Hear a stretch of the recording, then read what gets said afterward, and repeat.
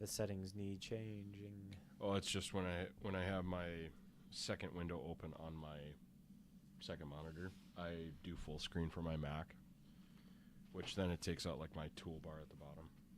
Gotcha. Come back, toolbar. Got my water. How dare you? I know. Should know better by now.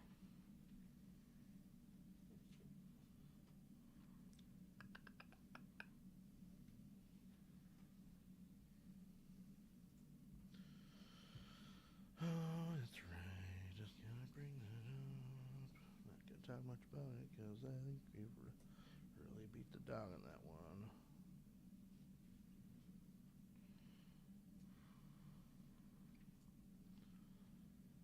I'm so sad that J Dubs doesn't have much coming up for a while.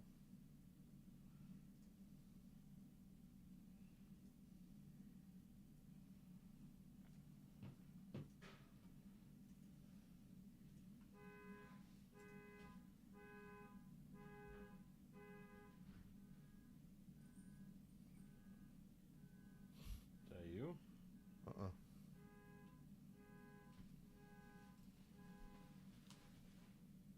Stop.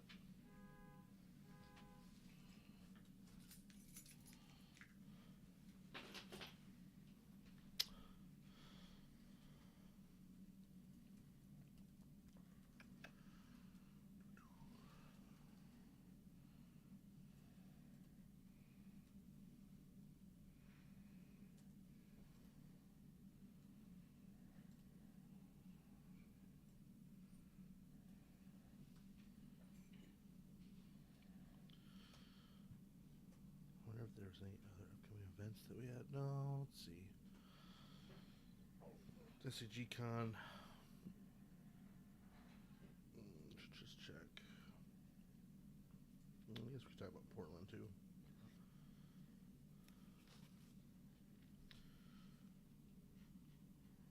We'll just gloss that, I guess. Otherwise, there's not many big events coming up.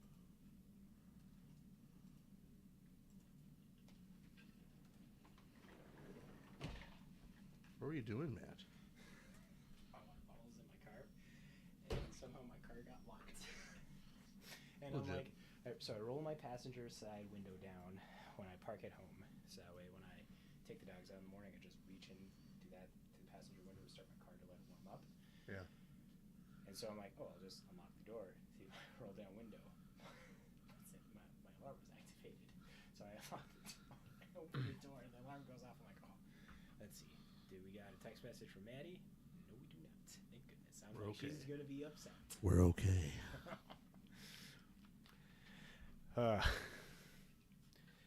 Good news is there's some ice in my water bottle, though. So.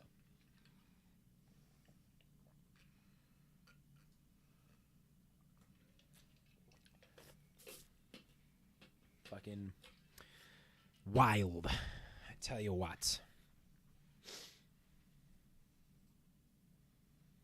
Yeah.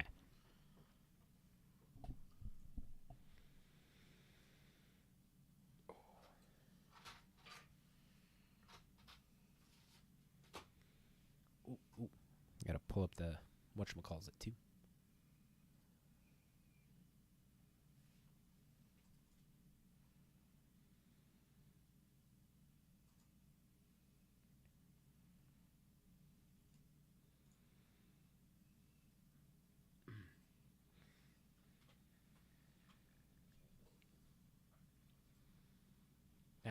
Good old Anthony with his dirty Jameson.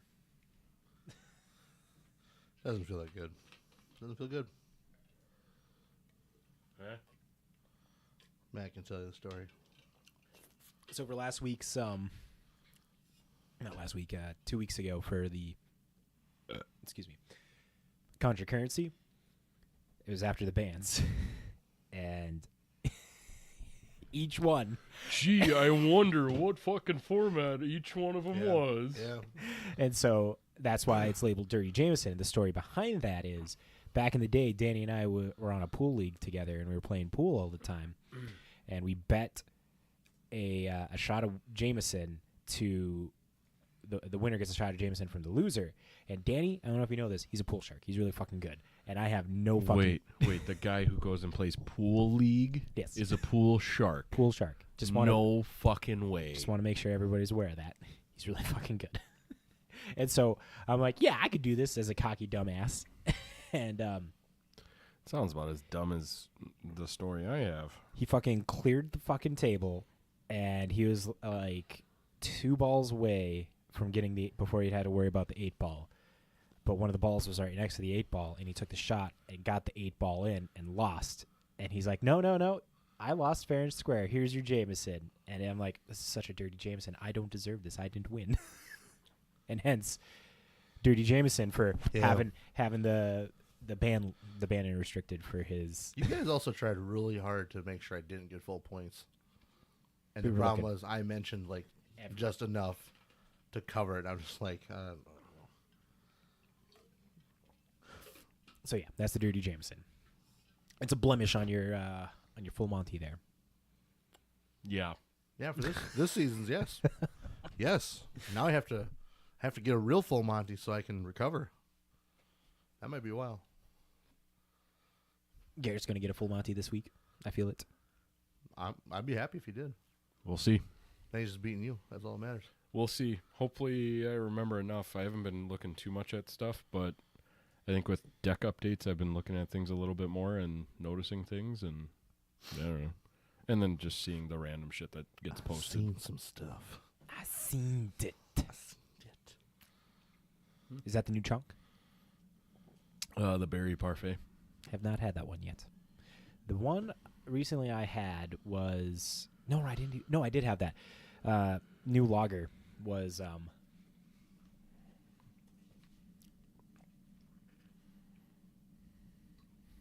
Good old air sip there. it's pretty good. That's Not bad. very good. Yeah. Gives you that nice like fruit bitter clench in your jaw there. I like it. Yup. Tart, not bitter. Tart. Very delicious. But I had their there's a nice looking ski mask lager. Oh, yeah? Their dark lager, amber lager, and that was pretty fucking good. I'm Yeah. like, oh, that's delicious. We ready? Just waiting on you, big dog. Already. I'll try not to set any more car alarms off. Appreciate it. Just one last check. Okay, good. Matt, Did you hit record? Yeah. Did you hit record? I did hit record. I hit it, and it liked it. Oh boy. Nice. Oh, thank you for highlighting this. You know, I figured from now on I'll just highlight for you so you notice it every time, okay? Since I told you before, like, you should just check it. I should just check it, but then I forget about it. And then I Exactly. just So I'll read it, just- and it's like it's very noticeable. It's in bright yellow. I will highlight it every time for you if I put something in, okay? Just for you, Matt.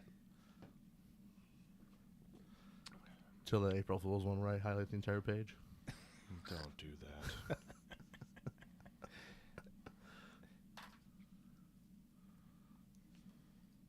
Hello and welcome, Magic Folk, to episode 239 of This Week in MTG, your aggregate news podcast for all things Magic the Gathering. We're your hosts. I'm Matt. Over there is no Danny. Danny. No Danny. Over there, we got the one, the only, Big G. What's up? Back at it again with the big chunk. Chonk. Big chunky boy. Big chunk. That other voice that you hear is new year, new villain, Just Anthony. Yeah. I imagine there's a story behind this one. Nah, man, just gonna be a new villain this year. New villain this year. Okay. Find new ways. You're going to be connecting with Tezzeret very spiritually. Yeah. Yeah. Happy New Year's, each and every one of you out there. Thank you for joining us starting 2025. This is officially the 6th year of version 2 of This Week in MTG because we started at the beginning of 2019. Nice. Yeah. No? Yes. Maybe. No. Yeah, 2020. 5 years, not 6 years. 5 years. So we got that going for us. Yeah. Want to take a second here at the top of the episode to thank each and every one of you for deciding to listen to the pod. We're grateful for the opportunity to bring you the latest updates, insights, and discussions from the world of Magic each week. Here's so many more episodes of shared excitement and community in Realm of Magic. Now, if you're being entertained by the content we're producing, go on to the podcast app that you're using right now and rate and review us, which will help us tremendously doing that whole algorithm thingamabob. But easily, one of our favorite ways to support us is by word of mouth, telling your friends, your family, your LGS rival, your Tezzeret villain person that you know. Yeah. Let them know. Let the villains know. Now, with all that podcast business out of the way, let's move to the breakdown where we'll tell you what you're going to be listening to this week. Starting off, we're going to have the Boggle Desk Salt and Sugar reports here. Some good stuff, it looks like. We'll wait for that to happen. Talk about some upcoming events or currently events that are happening right now. Yep. Then we have some news ranging from potential Universes Beyond set stuff discussion. That's not blue-black. It's not blue-black. No, it's usually Son of a gun. There's a cool sale of Alpha cards. Yeah. No Popper Pro Tour and Innistrad remastered previews with some sketchy templating, and we'll cover that when we get to that bit. After that, we'll play everyone's favorite game, the Contra Currency. It's Big G's week this week. Woot! Fuck yeah. He ain't gonna get a dirty Jameson. No, I earned my shit. I earned mine just fine. Didn't feel good, though. Yeah, I don't know about that one. I mean, I was wondering about the game on ban week and how that was going to work and were we going to even do it. Oh, we always play the game. But then I wasn't here, so I was like, didn't even think about it after the fact. And then, yeah, it's like, what do you do? That one is just pretty much a free 3 points, hence the Dirty Jameson. If you want to know what a Dirty Jameson is, go back and listen to that episode. Yeah. Just skip ahead to the Contra Currency part. Yeah. And you'll hear the story. But with that, should we go over to the Boggle Desk? let's do it. Yeah. Garrett, this is all you, Garrett. Cause Yeah, I'm taking. My sugar was the same thing. So. I'm taking. So Anthony and I and our buddy Ben, we were talking, and all of a sudden the talk of going to a Paradox event on New Year's Day came about, and it was their Hidden Treasures event, otherwise known as the Crap Rare Draft. So that was fun. I know I had a lot of fun. I got to draft like 6 ally cards. I only used 4 of them. Oh my God, you were fucking giddy as a schoolgirl. I imagine. I saw the first one. I'm like, there's no fucking way. I grabbed it just to be like, it's for the memories. Guys, I drafted an ally, and then the next pack came, another ally. I'm like, no fucking way. Am I doing this? I got fucking 2. This is real. And then a couple packs later, like March from the Tomb came, and it's 6 costs, like basically return up to 8 CMC of allies from your grave. I'm like, Yeah. no fucking way. This is the Vince McMahon meme happening at IRL. Oh. It was. And then, I got a couple more, and I didn't get to use 2 of them, which was the March from the Tomb and then a blue Planeswalker. Or not Planeswalker, but ally. Yep. Just because I wasn't really drafting blue. But, hey, I had fun. My deck did well enough. I ended up getting land flooded a lot of the time, but it's a crap rare draft, so you can't really like do any fixing, really. You're kind of stuck with what you got, so. Yep. And you went... I went 1 and 2. You went 2? I Yeah, went had 2 and fun, 1. though. I had fun. Had a lot of fun. There was 29 people there for it. Holy fuck. Yeah, so they Yeah. had That's a to. There was a delay on the start They had of to the event. build more packs on the spot. Yeah. That was awesome. And then the cool way they did it too is, so they'd had 1 10-person pod, 1 10-person pod, 1 9-person pod, and you just played within that pod only Okay. to make it easy. Yeah. So. But it was great. Everyone had a lot of fun. That's all I heard around the entire table from everybody. Was just like, this is awesome. I'm like, yeah, this is awesome. Crap rare draft is the best. Yeah. And then I've been doing some deck updating because I had a shit ton of store cred sitting at J-Dubs. Just from shit I've been turning in and kind of downsizing collection a little bit and kind of trying to make it where the only thing I maybe have lying around is stuff for a deck that I'm thinking about building coming up now. Well, 2 decks, but and that's more so like Universes Beyond type of shit. So Okay. but yeah, so I've been doing that, and the salt of this is I didn't get everything I needed for my pull list. So, but the cool thing, and I should have taken a picture before I started cracking them, is there's obviously like it's updating of Commander decks, so it's pretty much just newer stuff that I'm looking for. So like Thunder Junction, Duskmourn, all that kind of stuff, and there's enough in like Thunder Junction and Duskmourn, and then I needed few things out of all of that will be one, or all will be one. And I was like, fuck it. I bought 3 boxes. Because the guy handed me my stuff. He's like, yeah, it's $170. I'm like, there's no way. Did you guys find everything? Oh, no, we didn't find everything. I was like, fuck. Yeah. And I looked at what they didn't have, and I was like, oh, shit. You know what? Hey. Give me that Dustborn box right there. Okay, what? Anything else? Yeah. The Thunder Junction one. Anything else? Yeah, all the B1 down there. He's like, shit, what, you drafting or something? I'm like, fuck no, you guys couldn't find some of the shit. I gotta buy it myself. I gotta crack some packs, man. I gotta crack some packs if I want to keep putting shit to you guys. So That's right. It's called an addiction. no, It's recirculation. It's okay. It's not. So this morning I was cracking packs, and out of the 155 cards that were rare, I pulled about $450 worth of value. So I mean, Not bad. I definitely, even though I was like store crediting and stuff, it was like, Yeah. oh cool, I got my money back essentially. And then some, right? And some. Like I didn't take the cards out that I was looking for because I didn't get all the ones I was looking for. Okay. But a majority of the stuff that is there that you're not going to use. But it was also just fun to just sit and fucking crack 3 boxes because I could. It's always fun. So And so all those cards then ended up in a tote that your kid then wanted to Scrooge McDuck through. no. Sorry, I should have put that on there because that this video is was this is adorable a as salt fuck. part. I definitely did not pull I pulled a Wade MTG finance move and bought something that was definitely all bulk, and I got a stack of stuff that I pulled out of it, just like But remember, alt art stuff and like a couple of things that I knew were worth a bit. So I might be at my value of getting it, but then picked up some of those large flat rate boxes, so I'm gonna send shit to not Jados, but Magic Kids. but you also talked the guy down on the price, right? Oh yeah, he had it listed for $200. And Garrett over here, Boy. Yeah, $200, and I was like, dude, the best I can do is 50. Like I don't know what the fuck's in there. It looked like everything I can see in your pictures, and there's at least a fourth of the box that is damaged. Like cards are stuck together. Like I'm like, nope. So I got to a certain point last night after I was kind of just, my wife and I were sitting watching TV down in the basement. I was like, hey, do you care if I just kind of sort through the shit and all that? And she's like, well, how do you know? Like, how do you know what things are worth? I'm like, I just know. Like, I've played long enough that I know what some of them are worth. When you've been in the game long enough, you just know. Mm-hmm. And then I was like, also because like I sit and read the MTG stock reports. Or you can on be the like, cards. I'm on a Magic podcast. I'm a little bit in this game. I know some shit. Okay, I mean, I don't know if you know this, but I kind of know some shit. I've been playing this game for like 15 fucking years, so It's not like I don't know.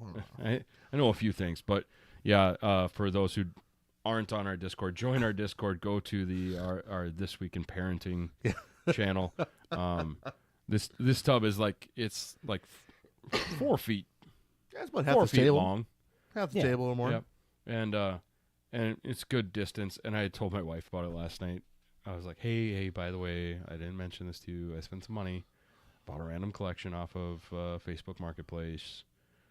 Probably won't make my money back, but hoping I do. But it's a big tub of Magic cards. She's like, why? I was like, because I've bought some of those in the past for like, $50 and end up with like $600 worth of value To go get rid of and do whatever. to refill my habit. And she's like, okay, whatever. And I'm sitting and making supper. All of a sudden my phone goes off, my watch goes off, and it's a movie from my wife, which means it's a video. And I look at the video on my phone, and it's my kid just McScrooging his way into these Magic cards. I'm like, my wife can hear me laughing upstairs, and I start walking down to go, are you kidding me? Did you prompt him to do this? And all I hear on halfway down the stairs, well, it sounds like your dad got the video. Hey. So yeah, it was funny. And then actually I went down this morning, and I'll show you guys. I haven't posted it yet, but This Week in Pets. Oh, Kevin. Kevin. Kevin was just sitting in the box. Hey, man. If I fits, I sits. And Kevin definitely fits. Yeah, he does. Yeah, so And he's a big floofy cat. he is. And so, yeah, I mean, lots of salt and sugar from the last couple of weeks, but, let's keep this thing rolling a little bit. Get back on topic. Talk about some event results there, Anthony. Yeah, so we got an event going on right now, which is the good old SCG Con in Atlanta. Of course, as a quick reminder for everybody, this event was a standard event, $75 entry, 9-round Swiss with players. You had your cut top 8 stuff for the next day. Everybody that participated got that cool Richard Kane Ferguson non-foil borderless Terror of the Peaks. Looked really good. Yep. All top 128 players will receive a foil version of it. And then also the breakdown, of course, like the main important parts, which is everybody in top 8 gets an invitation to Pro Tour Chicago. And also this is the big one where if you get first place, you get one play booster case of every standard legal set for the year of 2025.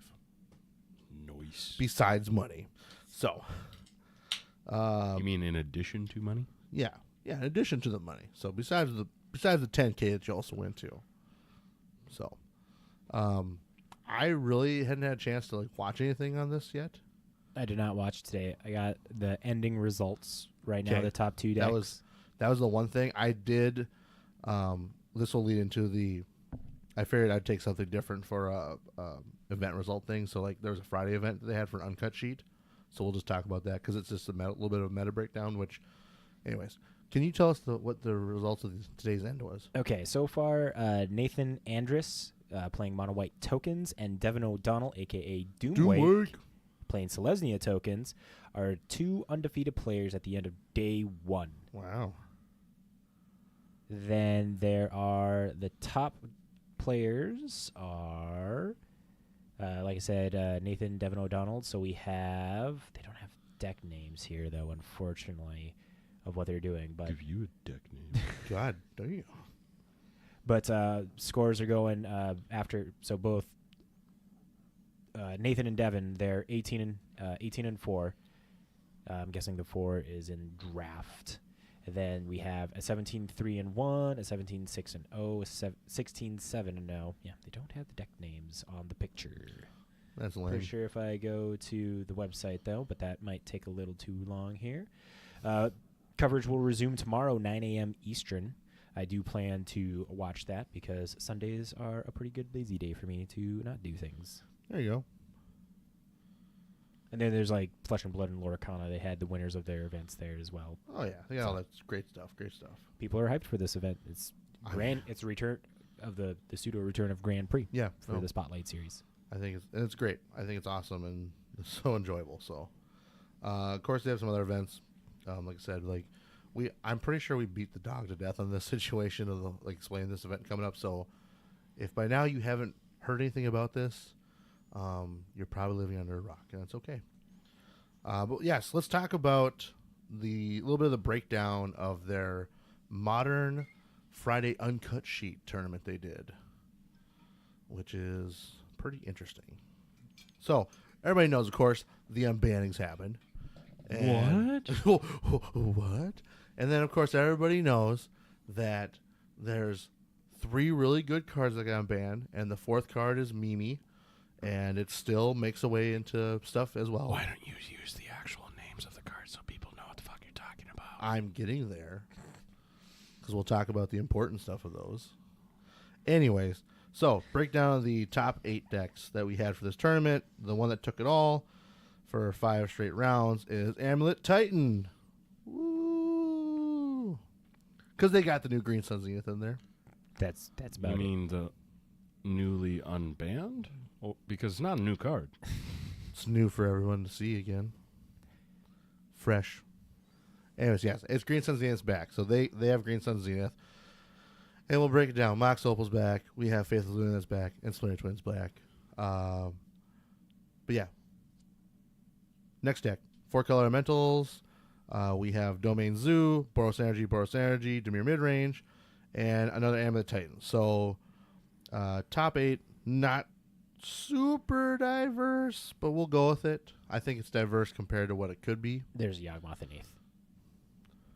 You only That's got top 16. You only got the 7.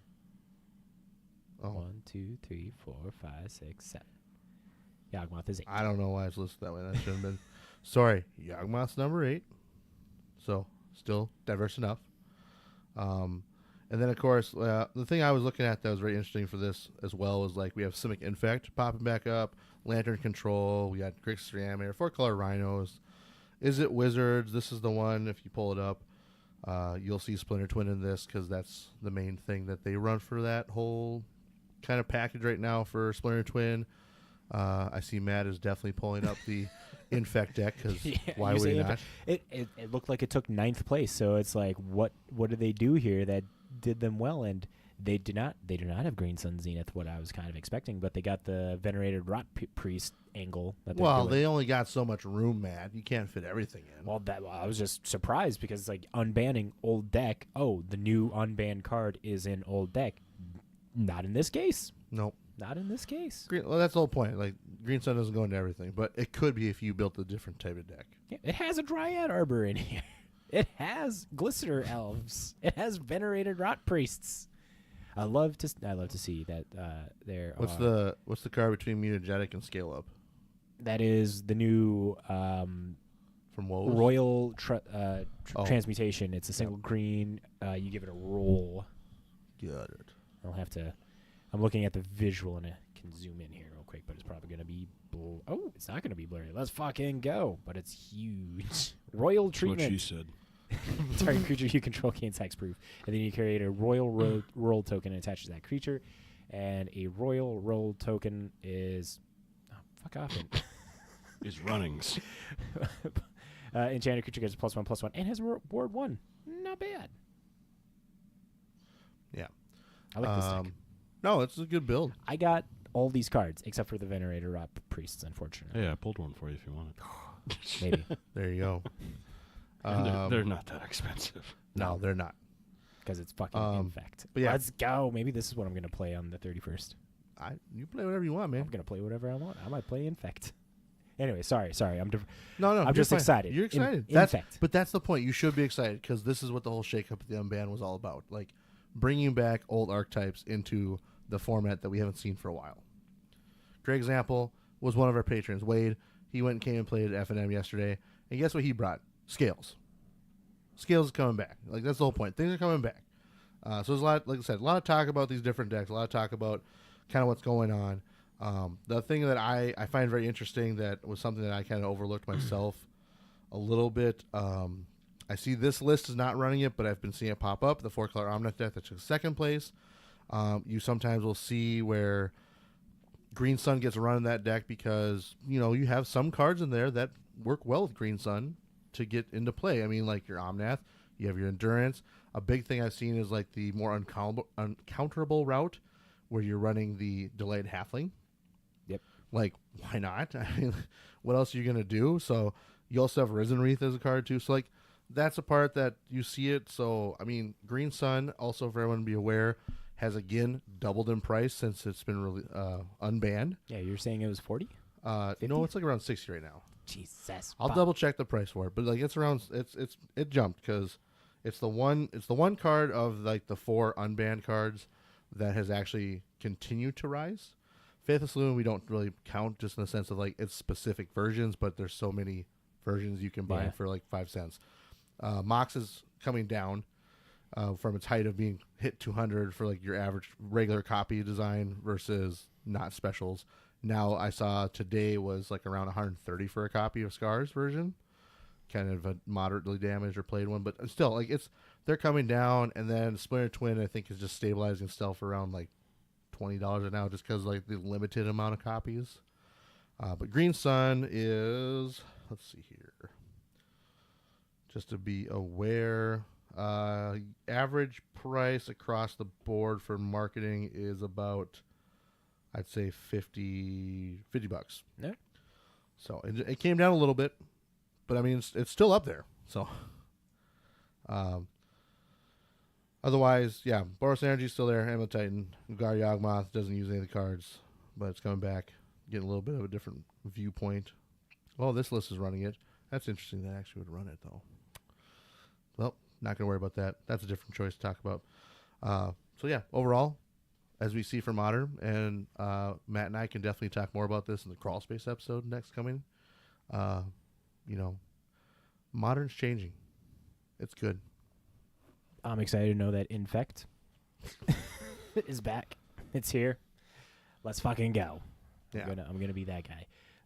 I pulled up some of the win matrices from this event here. Amulet Titan took it away, but it only had, of all the decks that were playing it, 18 matches under its belt, 50% win rate. I mean, it's a pretty good deck design. It is. Just saying constant 50%. Good deck. Domain Aggro, 10 matches, 60% win rate. We have Splinter Twin, 9 matches, 44%. Boros Energy, 9 matches, 67%. Yep. Mardu Energy, 6 matches, 17%. Yeah, well, I mean, energy's energy, so I lump all that together. Okay. Lantern Control, Blast from the Past. I just watched, was it Thraben U or was it Bosch and Roll that just dropped a Lantern Control video? I think it might have been Thraben. Okay, I was watching that. Like, they were it's one of the two. I know it's one of the two. For sure, they're excited for that. But Lantern Control coming back because Mox Opal, baby. So be prepared to be pissed at playing against this fucking deck. Playing some solitaire. I get fucking annoyed. Side note, really quick side note. One of my times playing Modern at Paradox back in the day, I played against this college kid who came to Paradox with a Powerade bottle with vodka in it and Powerade. Jesus. Playing fucking Lantern Control, and he was doing all the things, and he's like, I can't believe I'm doing this right now. I'm so fucking drunk. And I'm like, you're making me cry, man. Good for you, man. So Lantern Control, 5 matches, 60%. Grixis Oculus, 5 matches, 60%. Infect, 4 matches, 50%. 4-color Omnath, 4 matches, 50%. Domain Cascade, 50%. Demir Oculus, 4 matches, 75. Hollow Vine, 33. Blast from the Past right there. Again, Mardu Reanimator, 33% with 3 matches. Omnath Control, 100%, 3 matches. Golgari Yawgmoth, 2 matches, 50%. And Rakdos Death Shadow, 1 match, 100%. Yeah. Also, a note takeaway for this, not so much this event, but a generalized thing for modern players looking forward to is, like, I know a lot of people have talked about things like from other podcasts I've been listening to and seen some stuff online from Twitter and everything else. Like, oh, you guys do the banning and all this unbanning, but guess what? Like, the energy decks are still there. They're still blah, blah, blah, blah. It's like, well, what do you think a lot of people owned? So remember, like, right now the numbers seem a little skewed that, like, energy is still kind of at the top along with, like, your Demir Frocculus or whatever you want to call it. But, like, those are the decks that people still had. So as we see this change where people start getting more cards of the other stuff and building different things and more challenges get won and everything else, like, that will change. Great example, as on my way over here, listening from the Dive Down guys talking about Rhinos making a comeback. So I haven't listened to that episode yet. That's another thing. Like, Rhinos is coming back, even though nothing in that deck changed. So, like I said, just go play the game and have fun. Don't worry about the fucking stats on what's the best deck. Yeah. It's going to be rocky for the first few weeks, you know, just like the same when a set drops, you know. Things aren't smoothed out. So, play the decks you want. You'll be surprised. Let's go Infect, baby. Yeah. And then let's just pop on over here to upcoming events really quick. Just dropping it off. We have Paradox has an RCQ on the 18th of this month for local. We have repeated this before multiple times. This is their last one of their 3 they're doing within the span of the 3 months. This event will allow you to get not 1 but 2 opportunities to get an invite for the next RC. That will be Minneapolis and you always remember this. Portland, yeah. It's right there in the notes. Thanks. Don't worry about me. We're just going to keep moving on in my life. And then, of course, talking about SCG Portland. That's also coming up in February. Where did my thing go? Why did my thing disappear on me? Oh, God. Anyways. Professional podcaster over here. Listen, I clicked one little thing and it disappeared. I'm sorry. Yes. It's time you start apologizing. Always do. Do we need to help you out there, Grandpa? February 7th and the 9th for Portland. Between your legs. That's where it is. Yes. So, that's the stuff that's upcoming for events. Let's move on to the news. Da news. What's up, Chaos? Sorry, that's been probably a delayed reaction. What's up, Goose? It's Gooser. Hey, remember when you deflecting palm me? I remember. That was beautiful. Great. I remember. Truly beautiful. Did we talk about that on the other episode for Salt and Sugar Report, or did I miss out on sharing that would have been a... No, we haven't had an episode since that. I'll have to try and remember. Cause We talked about it on Wednesday. It was great. yeah. Long story short, Matt tried to kill Goose with Infect, and it was going to be like 14 damage. No, it was Infect 16 Infect. Infect lifelink. Like, he was going to boost himself back up, and then all of a sudden he's like, yeah, I'm going to swing at Goose. I'm going to kill Goose. Yeah, I'm going to do that. And, like, I don't know what I was doing, but all of a sudden I'm just sitting here like, da-da-da-da-da. And we're sitting here like, oh, man, there'd be, like, deflecting palm. I'm like, oh, yeah, that'd be really cool if deflecting palm was there. Then I look at the screen. Oh, fuck, deflecting palm's there. That's badass. Oh, fuck. I built my own Blightsteel, and it killed you. It was a moment of Icarus. Hey, since you're here, actually, to answer a question for us. Yo. What were the decks you played that night? Because we were talking about this not on the show and couldn't figure out what decks you were playing. Fuck, what decks was I playing? I know you played your Mario tokens deck, but that was the second game. It wasn't when I was playing. It wasn't when I was playing my Thraxamundar. What was the one before it? See, I played I've been wanting to know for like almost a month now what this whole Yarrick. I was playing Yarrick.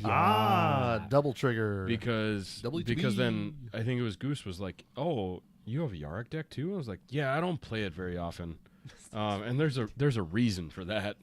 And it got mean really fast. It's true. Like certain decks, if you don't put control on something, buddy, it gets out of hand. Which is also the downside. I'm updating decks.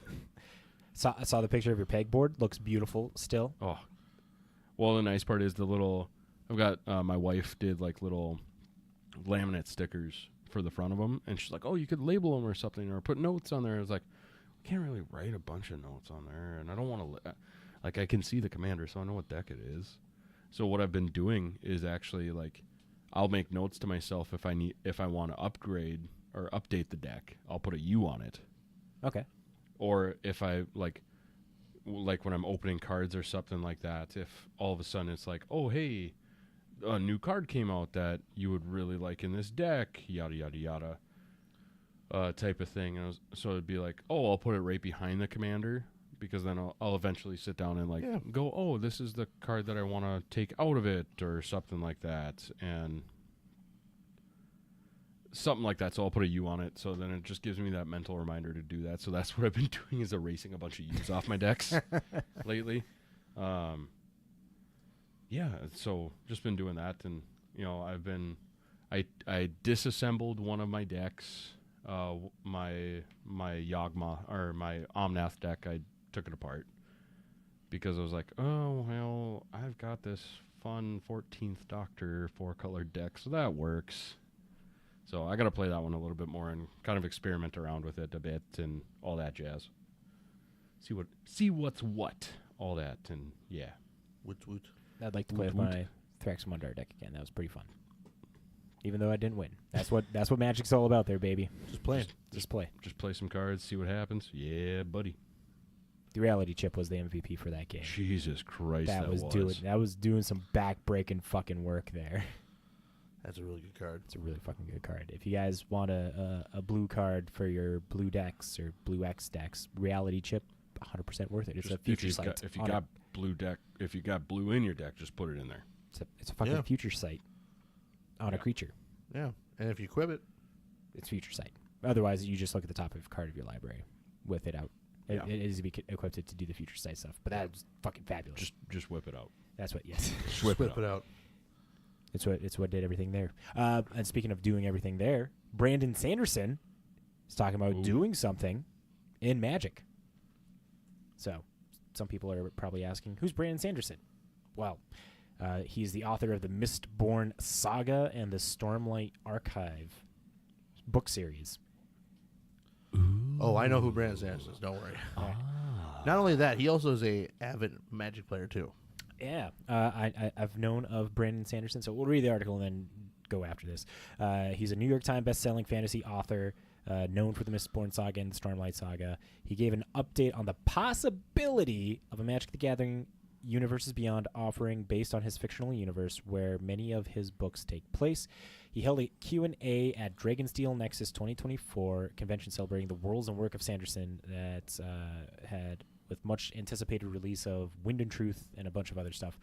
Sanderson, a big-time Magic fan, wrote the Children of the Nameless Magic novella and even appeared in videos with the professor from Wow, did not realize that. He was on Shuffle Up and Play? No. This was before Shovel and Play. Oh. So this was back with like War of the Spark stuff. Like he wrote a novella based on oh my god, the discard Planeswalker character that they made. Davriel? Yes, Davriel. So he was very fancy. He's very Gomez Adams, and I like him. Yeah. So that's what the whole Children of the Nameless novella was about. Was about his background a little bit and like his part he played and stuff like that. Okay. So he mentioned such a collaboration before and gave more detail in his answer at the convention held the first weekend in December. The short answer from Sanderson is that it is probably something that will happen, but the when of it is happening is unknown. Yeah.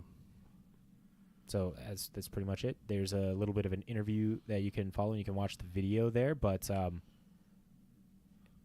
do you guys have you guys read any of the Brandon Sanderson books? From my understanding, it is very high fantasy, and it would fall very well in know like everyone talking of Universes Beyond. It's like this would be a Magic Gathering IP. Yeah. So I'll put it this Lord way: of the Rings. I have never read them, but my wife has read. I'm fairly certain Bull series completely. Okay. So me and her talking about stuff, because that was one thing she'd always bring up to me, and like in comparison, try to explain things of what is going on in the books, because like I'd always be like, yeah, I don't have time to read a full book and like do all this because I'm like doing other things, plus trying to, my other job I used to have, like my time was different, so like I was adjusting my schedule for things where not sitting down and reading a book is not in the docket. I love reading books, but like you got to have time to sit down and read in a peaceful place. But yeah, so like there is a thing called audiobooks. Just letting you know. I have to have time to listen to the audiobook. Even I don't have time at my new job even to listen to. Before those. we go on, I'm gonna have to tell you my stats for this year when I started recording my audiobook stats. But anyways, continue. Okay. I'm very happy with them. I'm glad. But yeah, no. So like she would talk to me about it, and like a lot of things she would talk about, explaining like how she would reference back to asking me questions about Magic stuff and be like, well, yeah, it's kind of like something like that, but it's also like some things that are in the series are like a little bit of like Avatar: The Last Airbender for like the Mistborn series, and trying to explain like how things kind of like are described in the way they work for the abilities of these people and stuff like that. So like, it's really cool. And I'll tell you right now, before even ever hearing about this, I always told her, I was like, how cool it would be actually is if like his stuff could be like made into Magic. Like people make jokes about like the Star Wars things, like we used to see. Yep. So I always would make that comment. So I think this is amazing. And I would definitely agree. This would actually fit as a Universes Beyond. This would be like Lord of the Rings coming in, where it's perfect for a Universes Beyond. Yeah, it's high fantasy. It's not unrealistic, like nothing like against Marvel. I think like the idea of like Marvel or like Warhammer, all that stuff. Like I think Warhammer's a little bit closer even compared to like your the one we had this last spring. Assassin's Creed. Fallout. Oh, Fallout. Fallout. Not that Fallout's a bad choice, but like what I'm saying, like it's a little bit kind of removed in a sense from the type of fantasy that like players like enjoy. But the thing is, like this would be great. This is a windmill slam. Whenever it shows up, I guess. Yeah, if that's the case, that'd be really cool. I have not read any of the books, but I think I'm gonna put them on my reading list. Audiobooks, again, what Garrett said, they're great. Yep. And if you're in a warehouse, you're listening to podcasts, just throw an audiobook in there. Yep, swap out your podcast for your audiobooks. I don't get to listen to podcasts in the warehouse. I started tracking audiobooks this last year. I've like done a lot of audiobooks. So what I've been started tracking on them, I had 43 audiobooks since July. Ooh, nice. And there's this Jonathan Kellerman police NCIS, CSI kind of thing. That was pretty fun. First off, didn't realize this as well. I didn't realize that there was a whole 4-book series of Hannibal Lecter. Oh, you didn't know that? Yeah, I did not know that. Oh. I thought it was, like, I didn't even know that Silence of the Lambs was like an actual book. I just thought it was a movie. Oh, And good so- for you, man. Glad so- you figured that out. Fucking crushed all of those. Fucking fabulous. Red Dragon, amazing. And I just saw it popped up on my TV actually for the movie because there's a movie of it too. I'm like, Yep. oh, I gotta fucking watch the movie because that book was the best one out of all 3, I thought, and stuff. But great series. Finish those. The Witcher. Been listening to The Witcher, and The Ooh. Witcher is a good one. Also, Good that would be like in a magic space and stuff. And Yeah. whatever that guy is, he's not my girl. Liam Hemsworth. Yeah, he's not my girl. Chris, Henry Cavill. He's my girl. Pretty sure that's everyone's. Fucking beautiful man. And he's a nerd. He loves He's a Warhammer and he loves PCs. Well, he almost missed the fact that he got the Superman role because he was playing. League Yeah. of Legends. Yeah. Is that how that happened? Yeah. Yeah. I don't know the story behind it. The phone call he got. He was talking about this on Graham Norton's show. The British guy? Yeah. Mhm. Okay. He was sitting playing League of Legends and he almost didn't answer the phone call that he got Superman. So, Yep. but I don't know. I am excited for some of the stuff that is coming up with him. Like, I'm not even a big Warhammer fan, but I'll look more into the lore and everything Oh, to see the movie or the series that he's making with it. the lore stuff behind Warhammer is so cool. But it's interesting you brought that up. I was doing like my not resolutions for the new year, but like goals I want to do over the year, and Yeah. it's like realistic things. Like, Yep. one of them's like I want to try making a new recipe once a month. Like, That's very doable thing. Yeah. The other thing I want to do is either read or listen to a new book a month at least. And then the thing that you don't like doing, I want to golf at least 20 times over the summer. At And least. The opposite is for me. I want to play as much hockey this winter and stuff. There you and go. I've been doing good on that. But so like I did that the other day and my wife was looking at mine and she actually like the first 3 she put was essentially the exact same things I had and was like, "You just copying my list?" If that's the case, let me give it back here for a second. I need to put some magic stuff on there real quick. Garrett will spend this much of the earned income on magic. Woot. Of which she probably put like negative whatever I put, so it'd balance out would be my guess. That'd be very cheeky and very Right. funny if that would happen. Right. But yeah, so you and I helped talk some books. I would love to talk some books Because I got I've got a list of books from my buddy who's an English teacher. He's like, you will love these. And I just haven't had the time to sit down and do that. And I've got to talk to Shelby and go, Do you have you're officially in West Fargo in your address, right? Or are Yeah. you in Fargo? Okay, so West Fargo.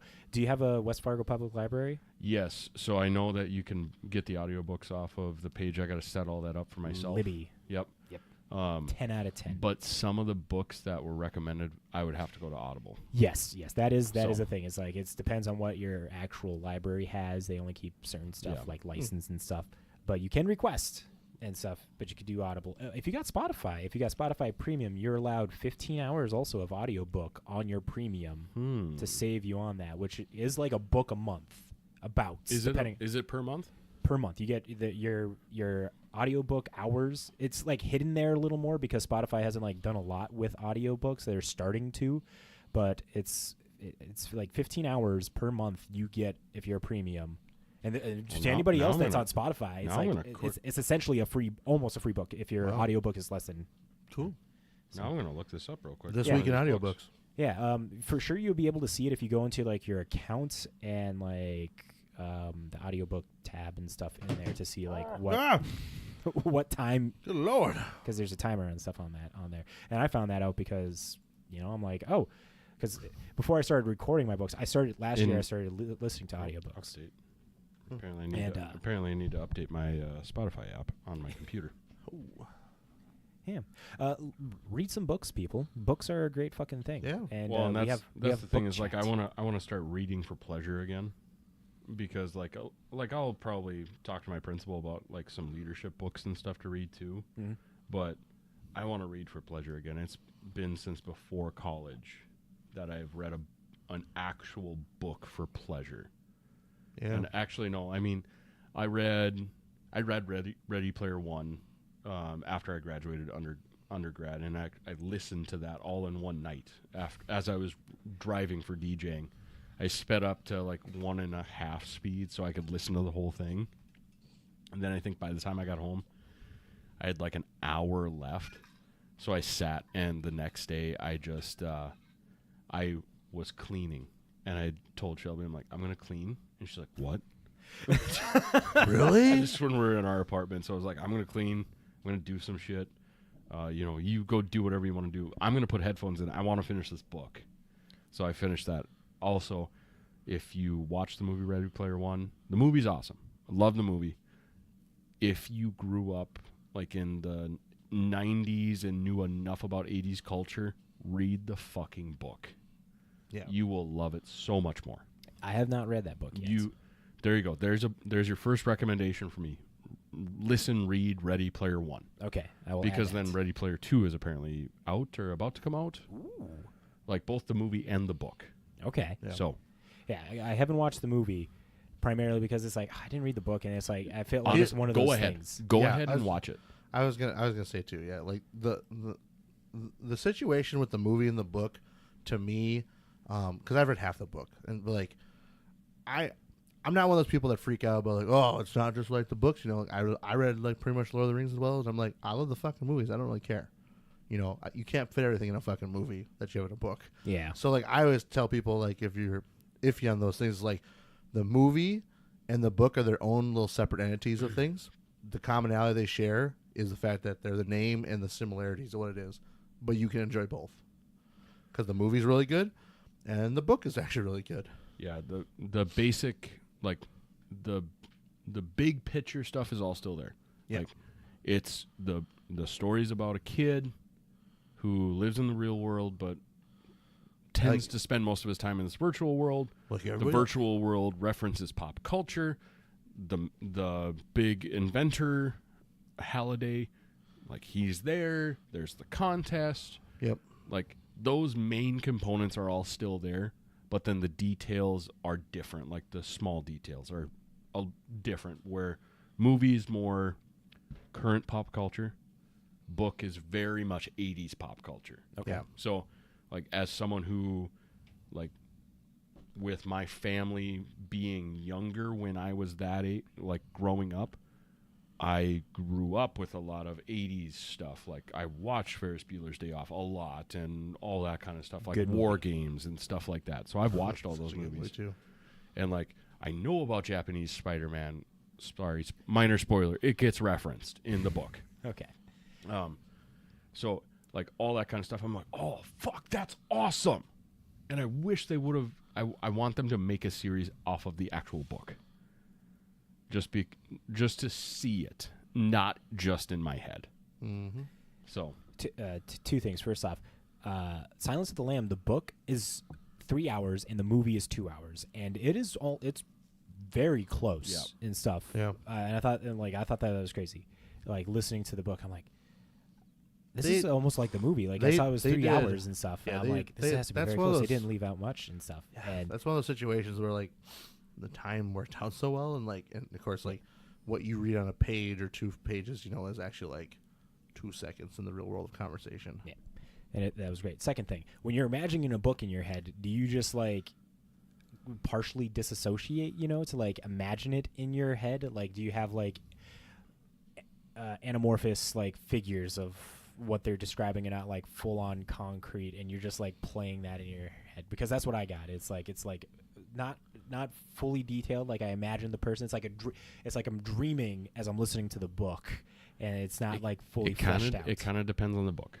Okay. Because some books are a lot better at like describing the character's physical features. So then once they're describing those, it's like, okay, cool. The blonde hair, blue eyes. He's a fat kid. He's a skinny kid. He's a built, fucking CrossFitter, whatever. Like that's like if they give those details, then I apply those details to what I imagine. But then like the trailer for Ready Player One for the movie came out before I read the book.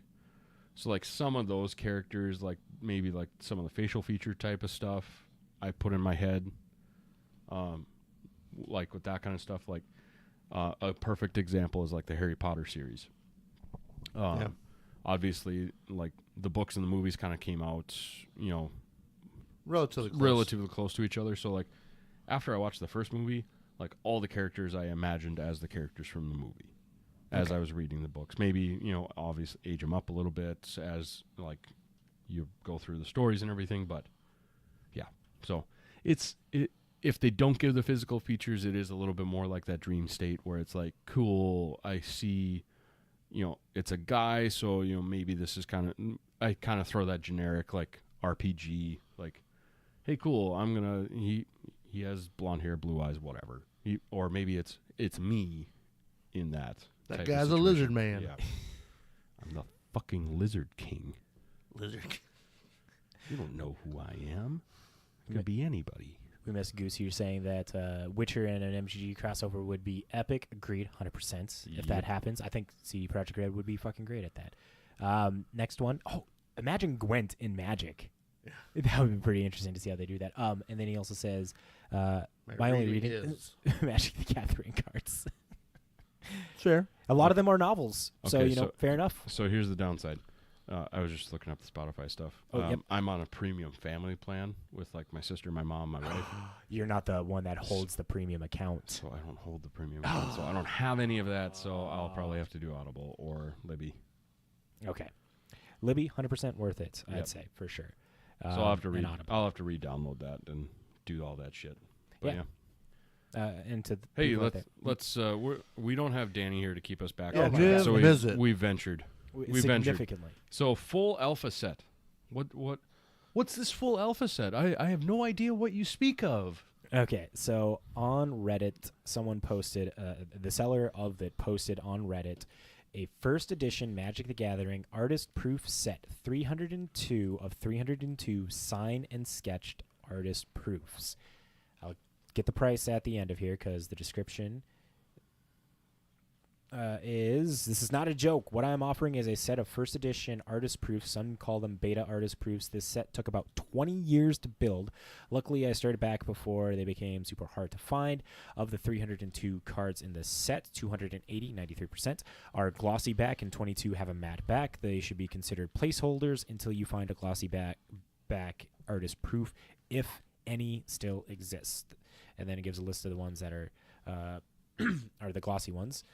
And then the reason you see art from these cards is because there is a second unsigned card stacked with it, and the card has recreation art done by another artist. Here are those 11 in the description here. As for the Black Lotus, the set includes a Blacker Lotus artist proof with a sketch on the back of the card by Chris. As for the Black Lotus, you'll notice that it is also numbered. This makes it among one of the rarest lotuses. Chris only numbered 8. The others he just signed or left blank. The Lotus artist proof is not comparable to other non-numbered examples. It is the best of the best. If you have any questions, feel free. And a couple of questions that he answered here. Is he willing to break up the sets? He's willing to separate the Lotus and sell the remainder separately. Otherwise, no. Wants to keep them together. Is he willing to meet somewhere to complete the sale? Yes, anywhere in the United States. Is he interested in trades? The only trade I'd consider is someone bringing me a pallet of Seal Collector's Edition or International Edition sets. Collecting those is my new obsession. This guy is a baller. Is this set amazing? Yes, and the pictures don't do it justice. And then, what was it like building this set? Very expensive, he says, but it was also an amazing journey. I met collectors from around the world and got to work with all these amazing artists. For the connections I've made with these two groups of people, I will forever be grateful. This is fucking fabulous. Now, I know you guys saw the number, but tantalize me here. Play with me a bit. Oh, okay. Guess. Okay, I'm ready. How much do you think that this artist-proof first edition alpha set he's asking for on eBay? $350. $350. Not $350. $350. Like a tree. You want a Christmas tree? I want a tree. Okay. $350. Calm down, Loch Ness. Yeah. Oh, God dang it, $350. God damn. Did you read the Reddit comments? Yes, I did. Okay. Someone made that exact same comment. I know. That's why I said it. Yeah. Was it you that made that comment? No. No, I can just see Reddit on the school firewall. Yeah, it's on the wall, man. The writing's on the wall. Speaking of which, have I given you guys an update on that? We can go to Card Kingdom and TCG Player now. Yeah, you said something about changes, so that's nice. I can't go to Moxfield though. That's kind of dumb. Small steps. Small steps. Small step. Baby steps. I'll break down the IT guy. I mean, I didn't see the number, but Oh, I'm yeah. guessing this is like a couple million on being pre-sold type thing or whatever. Okay. Pre-sold. I mean, being sold for a couple million. I don't Yeah. know. He right now Oh. 200 2.2 million. That's not bad. for the whole thing. And yes, Which, the pi- fuck. It doesn't do justice, but yeah, that's pretty fucking cool Oh, though. fuck, man. I'd pay to meet this guy just to look at the collection because, like he said, the pictures I am sure do not do it justice. No, in real life though, those things are amazing. yeah, he does. If I'm not mistaken, I think one of his comments. I thought he had a pinned comment where he had links to that they're HD 4K pictures on another website and stuff, but I don't see them at the top here. Oh my God! Someone was like, "Thanks for sharing. I can bid 2.1 mil, but can't go over that, so it looks like I can't get the set." Plus $87 shipping. Someone makes a comment. Yeah, this is fucking amazing. I don't know.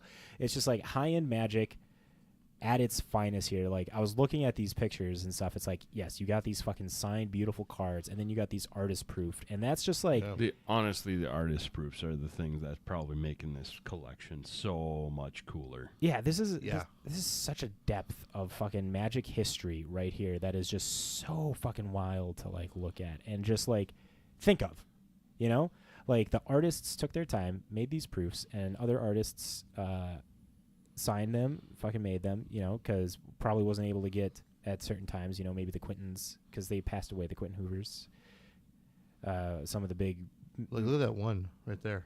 the Tudor, Next to Tudor there, the middle. oh, the middle one, Yeah, just imagine how much time and effort that takes for that one. Yeah. yeah, I Like, highly you're recommend. overshadowing everything and all this stuff. I mean, like, these are just phenomenal. Like, this is like when you talk about artist proof stuff of like things that I look for, would hunt for if I ever wanted some more. Like, this is what I would look for. Like these like detailed pieces, and like if it maybe is the same card image or whatever it is, or maybe it's just like a popular image of the character or something like that. Like that's the enjoyment of seeing that in the back of a proof. Is you get that taste. Like that's like I don't know if like you've ever looked really fully at my like Tezzeret one I have. Your Tezzeret proof? Yeah. But like the best part about that proof that I really enjoy the most about looking at it all the time, and where I go, yeah, and also don't care. I did spend $300 to get that. I don't give a fuck. But the point is, like, the reason why I love it so much is like I get to see Alexei Brachol, like every detail that he used for like using pen and Sharpie and something else as his way of crafting the picture on the back. And then when you see all the details up close and then you pull back for the whole picture, it's just like, that's fucking cool. Like, it's just so amazing to look at when you do that. So like, I mean, that's the enjoyment for proofs that I really like. Otherwise, like, I mean, I've seen some proofs that are like, they're okay. I would never want to buy. There's a couple proofs I've seen of like some Emeralds that I was like, those look fucking phenomenal. And then when you see the price tag, like they're getting bidded for like $2,000, it's like, and see you later. Yeah. Yeah. I can appreciate you. I'll appreciate the fuck out of it. Can't put you on my wall, but I'll appreciate you. I'll appreciate you. Link is going to be in the description. If you just want to like look at someone's hard work and dedication, 20 years is what he said it took to build this, Yeah. and it's beautiful. It's so good. Like, goddamn. Okay. Next up in the news, we have this one from Garrett here. So just random scrolls, and I, have MTG Rocks on my Facebook stuff, so I can actually see some of the stuff, and then I save the articles to read later. Yep. On a blogatog, so this originates from Mark Rosewater's blogatog. Someone asked, like, Pauper Pro Tour win? ? And Mark responds, making the Pro Tours break casual formats is never a good idea. So basically, it's just a quickie. Like, hey, for those of you who really enjoy Pauper, like, it doesn't look like there's any plans in the near future to make Pauper into a Pro Tour event. So just keep playing your casual events at your LGSs. Like, for instance, Paradox is doing their Crazy 8. Woo! Yeah. It's coming back, baby. Yeah, I saw that, and the banner that they had for the goblins and stuff around there fucking looks cool. It's all cool stuff. Yeah, so that was just a real quickie. I just thought it was a cool thing to talk about because I'm actually maybe going to look at building a Pauper deck. Who knows? Just to venture outside of things a little bit. I have pieces of Pauper deck ready to go. But yeah, other than that, Innistrad Remastered is coming out at the towards the end of the month. So we got that coming up. It sounds like previews are going to be starting here in the next week as far as all the other cards they're going to put in. So just a reminder, they're going to do play boosters, play booster displays, collector boosters, and collector booster displays. So no bundles, no extra stuff like that, it seems like. So, but then you can go draft this. So I'm sure there will be, pre-release packs. There we go. For this. I don't think they have pre-release packs for the remastered sets. They didn't do it for Time Spiral or never mind then. Ravnica. Yeah, I think it's just a draft weekend type Yeah, thing. so So there you go draft. Yeah. But yeah, so you can do draft weekend. You can get a Deadeye Navigator for your drafting weekend launch party stuff. Let me say, I love the art for that Deadeye Navigator, and Deadeye Navigator is a very underrated cool card. Yep. Mm-hmm. Remember when it was like a boogeyman of Commander back in 2010? It was like Right. It was good. that and Palicrone was the combo. But yeah, that everyone fucking hated. so previews are going to be starting soon. We've talked enough about the cards that have already been previewed, some of the new art styles and stuff like that. But some templating. Yes. So this is something that came up. I can't. It came up through my Twitter. I can't find it now, but I found it through Reddit. You have to hit it again. So, there's some really questionable templating on the Liliana that someone showed off for Liliana of the Veil. Nothing wrong with the card in general. It's just the templating on. Hey, that's a thumb. Oh my god. That's zoomed in. They're doing that. Planeswalkers before they were Planeswalkers. Yep. Templating. So, and that's fine because the other ones that we've had prior, they didn't look like this. Yeah, what they honestly, did, like they if had they're it gonna do worded. like this, they're not doing the regular Planeswalking formatting. Yes. This, like, I like the idea of what would Planeswalkers have looked like back in the early days type of shit. Yeah. So But like, Jesus Christ, it's so hard to fucking read those ones, man. and that's So the debatable thing on it. That like a lot of people were arguing kind of about it. It was like, well, this just looks terrible if you're trying to retro frame this thing, and it's like, oh, well, duh, we know that. But at the same time, like Garrett said, it's so fucking hard to read though when you have nothing like of clear and concise like, like structuring, because like. Yeah, there was never planeswalkers that existed before. So like, of course they didn't look like this. So it's that debate and argument of what it is. So for my personal opinion on this whole thing is like, I have the hard situation of being like, okay, like some cards, I love the idea of like you retrofit them and make them look cool from the old time type stuff. But then my other problem I have is like, I'm not a big fan of the way they lay this out. I think for newer players, this is great. Yeah. I think this is for players in general. This is great because it's clear, concise, to the point how things are, and it's really kind of cool with like the corner where it's just like a little 3 down there, So like, but like the other side though is like, this is kind of one of those things where it's like I'm not really a big fan of it, but I mean, just be aware this is what we're gonna get probably because like I know a lot of people are like I hope they fix this before it shows up. It's like, I don't think you understand. Fun fact about printing and distribution. So, this might have been a conversation like last year. Especially when you're doing things in mass quantities and you want to get things out by a deadline. Those things are printed ahead of time. Yeah. So, long story short, like I said, this was for your guys' question and opinion on it too.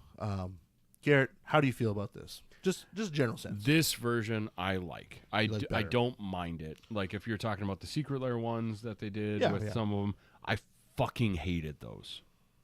They are a pain in the ass to read. To me, those versions is the equivalent of someone reading every single word on a PowerPoint presentation.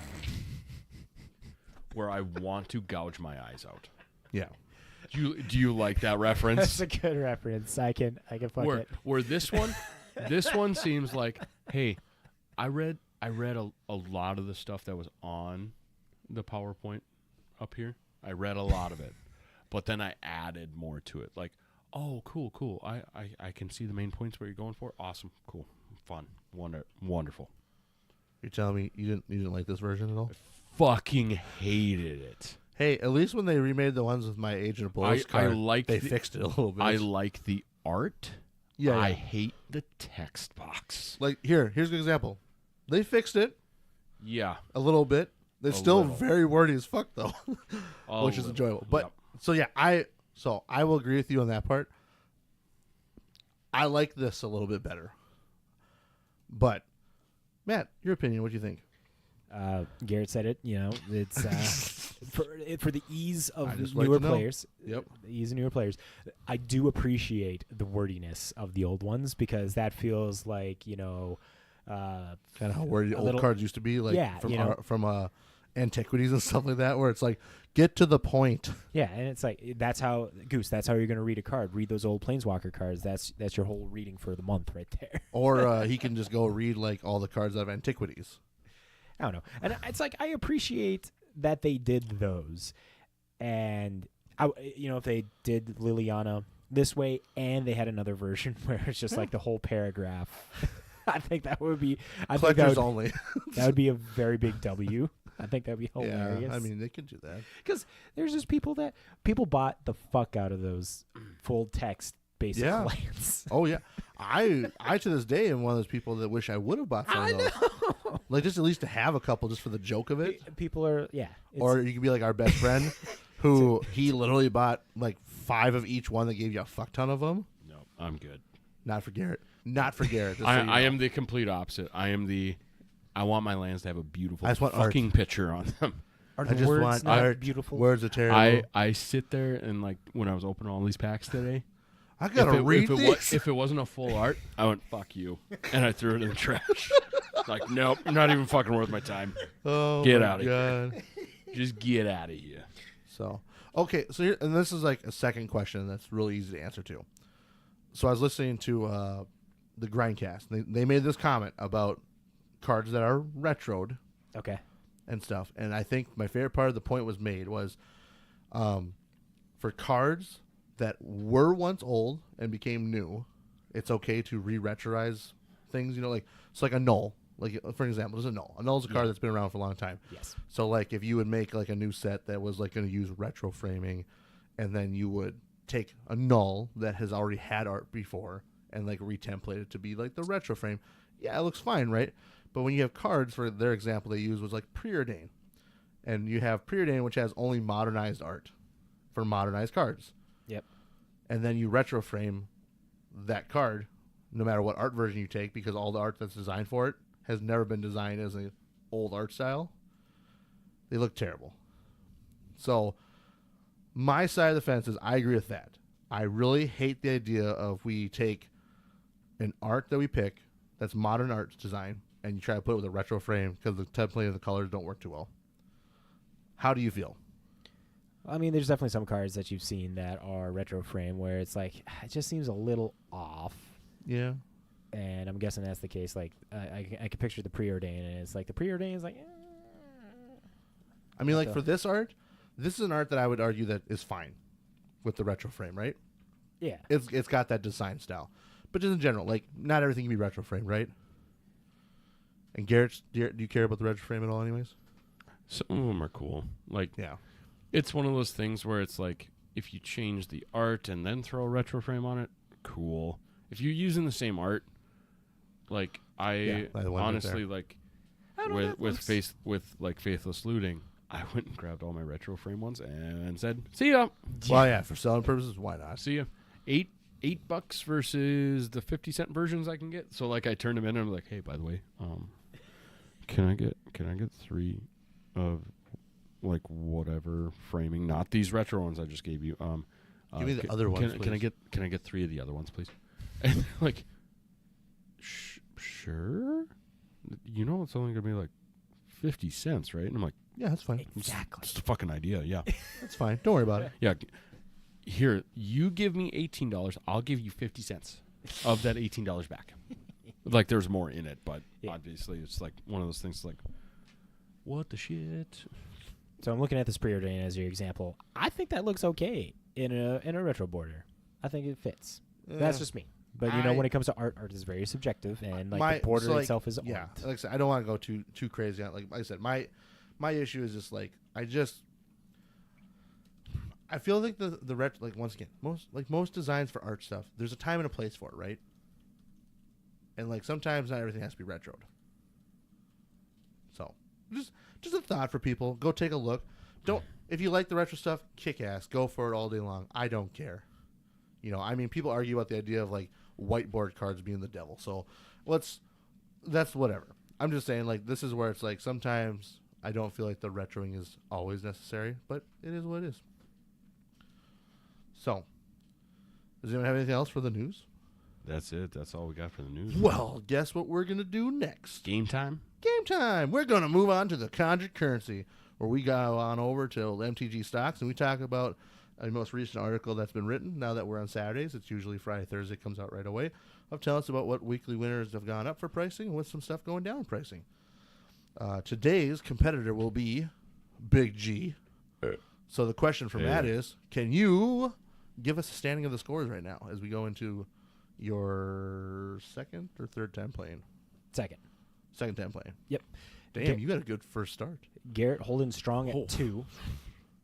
We got Danny. Fuck yeah. Also having one game under his belt at 1.5. Which is also a good start. Yep. We have myself at 4.25 with 2 games under my belt. And we have just Anthony at 4.97, but 3 of that is a Dirty Jameson. So dirty. I don't feel good about it. I feel just cheated in myself. It's fair. It's fair to have that, But we have to play the game. We can't just skip it. This is a game that we must play. I feel like next time, if it's something like that, it happens in March for the next banning, unban announcement type situation, we just don't do it. I'm just going to answer the question I don't even know. What does this belong? Popper. 100%. All popper. Fucking timeless. Let's go. Oathbreaker? Oathbreaker? This? Oh my god. So, all right. So here's the start of the game. Garrett, are you ready to play? Let's go, baby. All right. Wait, hold on. Oh, he's got to get ready. So in the meantime, we're gonna quickly fly over the things that we do. Market price is. I'm ready. Need that good soundbite. Yeah, market price is for what is being sold at average. No, I get this mixed up every fucking time. Garrett, how's it going again? Market price, what people are trying to sell it for. Average price, what people are actually buying it for. Thank you. I don't know, I messed up every time. Whatever. First card is... We won't forgive you. I never get forgiven anyways. Seasoned Pyromancer from Double Masters 2022. It is on the rise right now, as it is at $13.32. 172% increase, specifically this version only. Yeah, so we have a market price of $5.49. Average price $15.33. Foils at $10.85. Beautiful. European average €5.86. Awesome. And of course, too, this has a couple different variants of your the etch foils and the borderless ones as well, which they're about pretty on pro point cost. And whatnot. And of course, this has also been a popular card that originated from don't even remember nor I care right now. Modern Horizons. Was it from the first Modern Horizons? Yes. Yes. So, Garrett, the real question is, what do you believe is causing this to move up in price for format? And if it's a commander, it's not commander because what it's type of modern. deck? It's modern. It is modern. It has a lot to do with the unbannings and the whole Splinter Twin. It's like an is it deck type of stuff is causing it to go up. Final answer, plug it in. Boom. Locked in.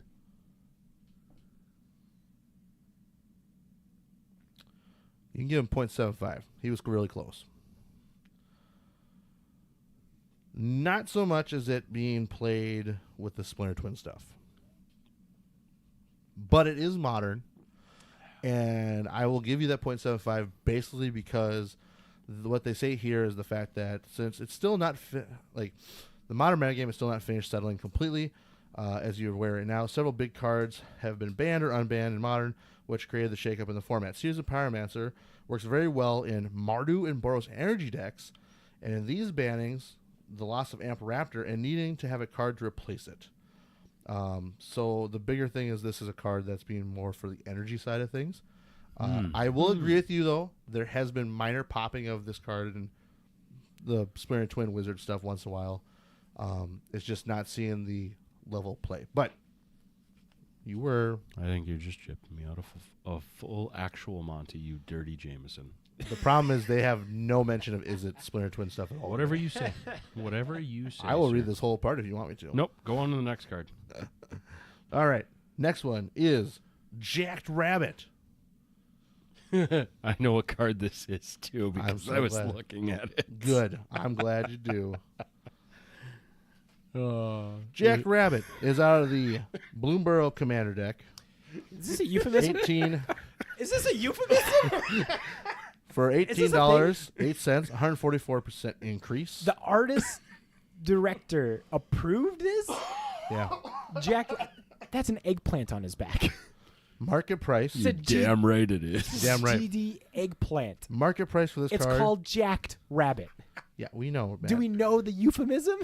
Are we all aware of this I penis think I'm joke? aware. That's why I'm fucking laughing. I think at we're all this adults, right man. We get He has the a joke. big penis.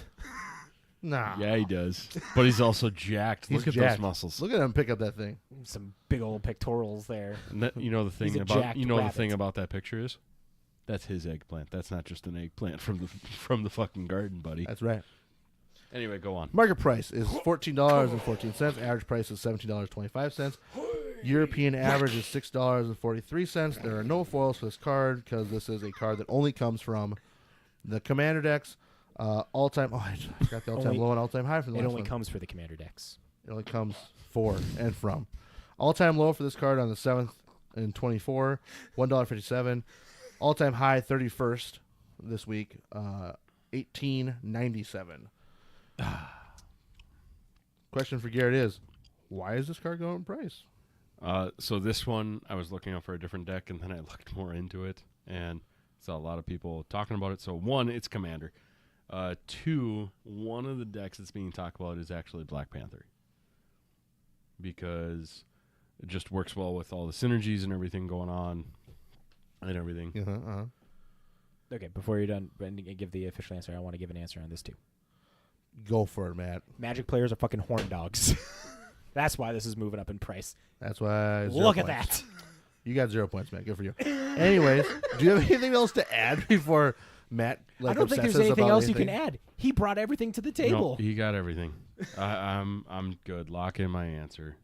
All right. Breakfast, lunch, dinner, and dessert. Give that man a full point. All right, so they talked about That's Jack more than Rabbit. 1 inch, by the In way. August, we talked about Yeah, it is. it because it's spiked. As in November, it was mentioned as a cheap pickup, as identified in the premium penny stocks, with the Bloomborough printing of the stuff with rabbits and everything else. Now commanders like Balin the Haymaker, Phineas Ace Archer pair nicely with Jacked Rabbit by having a bunch of rabbit tokens, but it's also popular in decks around the new commander decks, like one that you didn't mention, but that's not a big deal because I wouldn't have thought of this either. Arabella, Abandoned Doll out of Dustmorn. Yep. And then Marvel's Black Panther Wakandan King. And another card that has been deriving rabbits lately is Hair Parent, of course, Yep. which we know that also is, if you didn't know, between a $5 to like $8 common. So if you want those, you better start picking them up. Which is, so just quick side note, as far as like rare commons, like expensive commons and uncommons, my Duskmorn box, I only pulled one Sheltered by Ghosts. Yeah. In the Really? whole damn thing. Only one. Okay. Fun fact, I needed one, so it worked, at least. But you only pulled one. I But only also, pulled it's a one. really good card, though, in the draft format, too. Right? But yeah, while there are plenty of reasons for Jack Rabbit to be good and popular, and sex figures as well. Oh, that wasn't there. Sorry.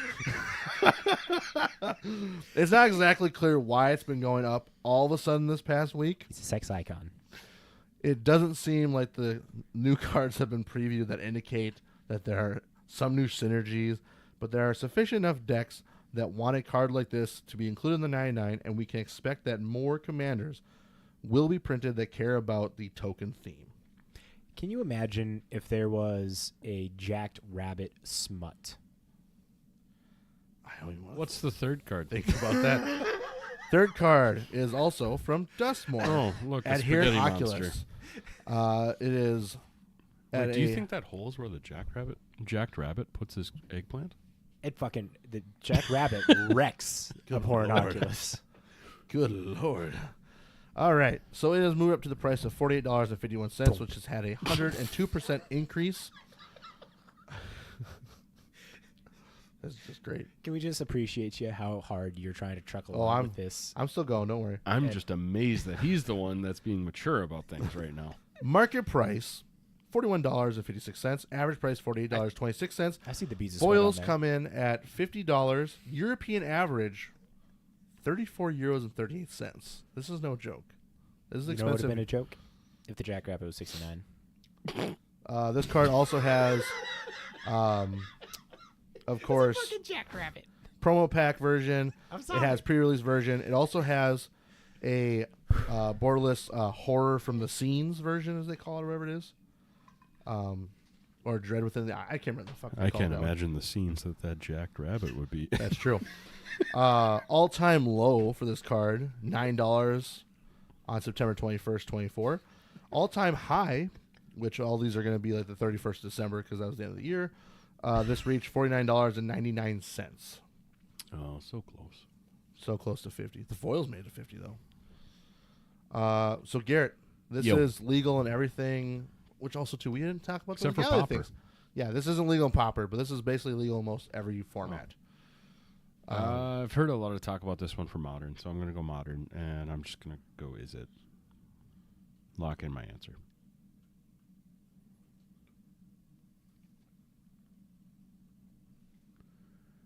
He's thinking or reading. Both are complicated for him. I think he's just looking at the Jack Rabbit picture again. He probably is. Look at that. Look at that Judge Rabbit. Oh. That's a big old eggplant there. Yeah. He's shouldering the whole thing. Where the fuck does it wrap around? Anyways, No he gets half a point. Hasn't Half a pan- point. Yeah. There's no way I can bend this even to make it more than half a point for you. It is modern. But you failed to remember that this is a modern deck that exists called Dimir Murktide or Dimir Frogtide, Dimir Froculus, whatever you want to call it. Dimir-based deck. So after the banning and unbanning stuff, this was one of the decks that had been leading up to the top of the leaderboards of popularity, as well as also play design and everything, where a lot of people own it and all that stuff. Because the whole big thing is that Herox is really good. It's a 5/5 flyer. At the beginning of your opponent's upkeep, you get a 2/2 after you manifest Dread. It loads your graveyard. They show off one of the Dimir Oculus decks that have been built, which this is an interesting deck because it has Graveyard Trespasser in it, which whatever. But more importantly, Psychic Frog's in there, and you have Unearth, so you have all these nice spells that you play with. So like you're building your deck around quick Graveyard Synergy. You also see this with Standard and has been poking its face into Pioneer with your Azorius builds. Yeah, that'd be poking its face in some way. So, what's even better is to just cheat it into play, avoiding the pesky 6 cards to exile and play in Standard or anything, or for that. You get to have Helping Hand recommission for Standard, along with High Jin to help out. Otherwise, if you're Got a lot of helping hands. Otherwise, if you're into Light Modern, in your face when he said that. you get to use Unearth And that's why I was and a laughing lot of your before. black decks as well. But that's not the Black entire decks? story. And Horde Oculus also is finding its way into Legacy and the Stifle Knot list, which the That amount would of have a cheap fucking spells legacy in to XC it, wouldn't have it? 6 cards in a graveyard is not exactly a huge challenge. And Oculus definitely is a creature that needs to be dealt with.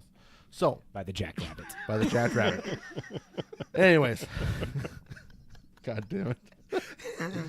Whew, I made it through. All right. So, Found the name of this episode. Jack's Rabbit, baby. Jack's Rabbit. can you see what he's holding? Is that the Jacked Rabbit down there in the art? So, Garrett, you want to take... you see that big curved thing in the back there? Yeah, that's the Jacked Rabbit. That's the Jack Rabbit All coming right, up all behind right. the poor Yeah. Oculus. He doesn't know what's coming for him. Poor Oculus.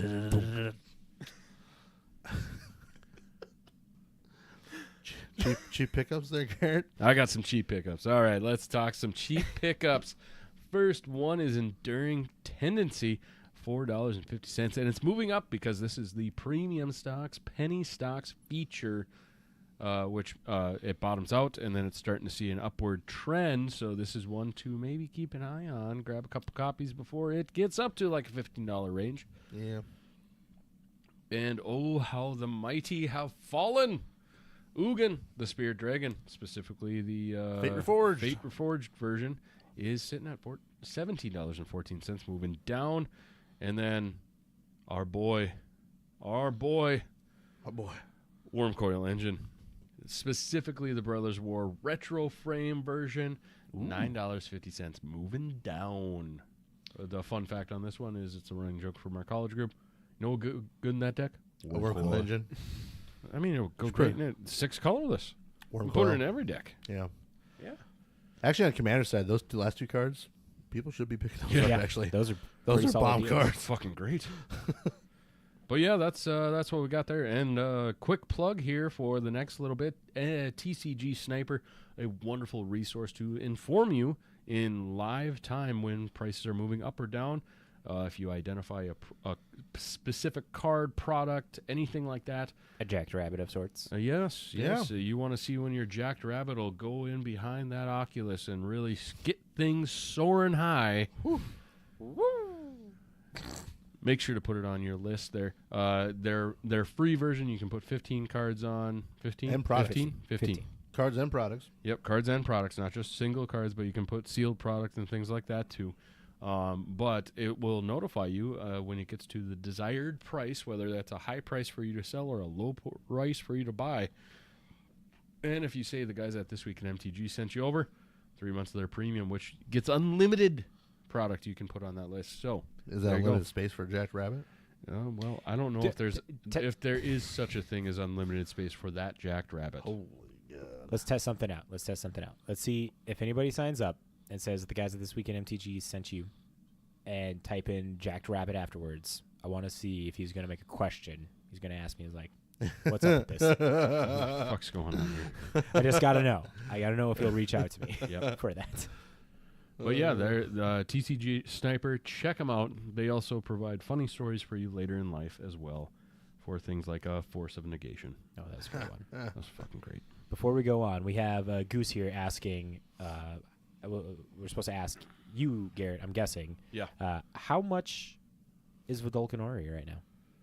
It's probably sitting at like $8. Is it sitting at like 8? Market price. Fuck yeah. Fifth Dawn, $6.74. Average, $7.19. Foils, $26.68. European average.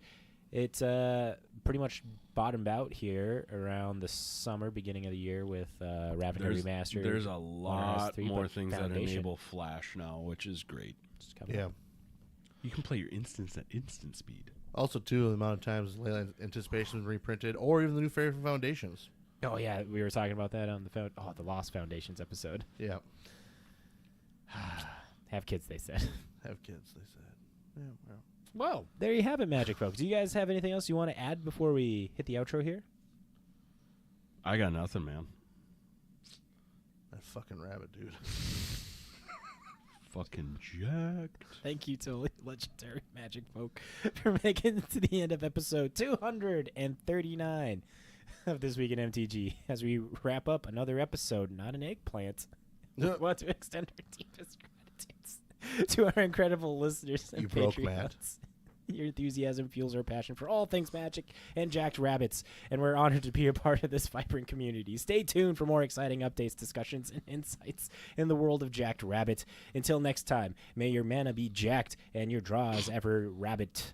Keep gathering those eggplants on a Jacked Rabbit's back. Bye. See ya. Don't forget to raid out. Good that you remembered. Well, Danny wants us to raid all the time, so we should do it. See here, nail on the head. See you later, Goose. Hi, Goose. Beast. Oh, my God.